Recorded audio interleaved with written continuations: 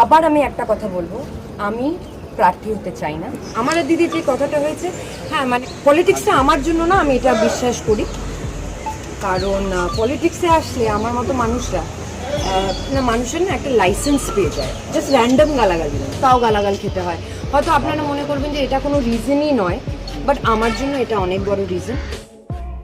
আজ মমতার এই নোংরা রাজনীতি করলে দেব কোয়েলের মতো আমাকেও চোর চোর স্লোগান শুনতে হতো। রাজনীতি থেকে পদত্যাগ করেছি বলেই ভগবান আমার সম্মান রেখেছে। মমতার কফিনে সবশেষ পেরেকটি মেরেছেন অভিনেত্রী মিমি চক্রবর্তী। 2026 সালের বিধানসভা নির্বাচনে তৃণমূল কংগ্রেসের পরাজয় এবং মমতা বন্দ্যোপাধ্যায়ের নিজের কেন্দ্র ভবানীপুরে হারের পর রাজ্য রাজনীতিতে চলছে প্রবল ময়নাতদন্ত। ঠিক এই সময় মুখ খুলেছেন এক সময়ের দাপটে তৃণমূল সাংসদ মিমি চক্রবর্তী। 2024 সালে সাংসদ পদ থেকে ইস্তফা দেওয়ার সিদ্ধান্ত যে কতটা সঠিক ছিল আজ তা নিয়ে সরাসরি সরব হলেন এই অভিনেত্রী। মিমির সাফ কথা, ভগবান আমাকে সময় থাকতে এই নোংরা রাজনীতি থেকে বের করে এনেছেন, না হলে আজ আমাকেও দেব কোয়েলের মতো মানুষের কাছে চোর চোর স্লোগান শুনতে হতো। তার মতে দলের দুর্নীতি এবং যে কালি নেতাদের গায়ে লেগেছে তাতে থাকতে হলে আজ তার অবস্থা একই হতো। তিনি নিজেকে রাজনীতির কলঙ্ক থেকে দূরে রাখতে পেরেছেন বলেই আজ স্বস্তিতে আছেন। মিমি অভিযোগ করেছেন মুখ্যমন্ত্রী মমতা বন্দ্যোপাধ্যায় তাকে দাবার গুটির মতো ব্যবহার করেছিলেন।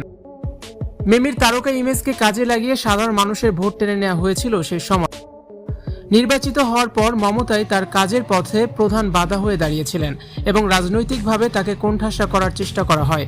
মিমির দাবি মমতা তার মানসম্মান ধ্বংস করার পরিকল্পনা করেছিল, যা তিনি আগেভাগেই আঁচ করতে পেরেছিলেন।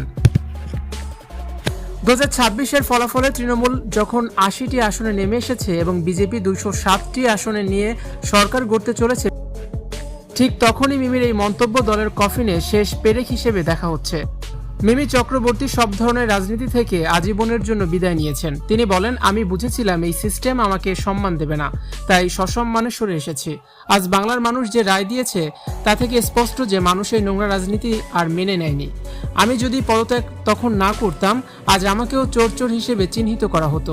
সেই অপমান থেকে বাঁচতে পেরে আমি আজ কৃতজ্ঞ।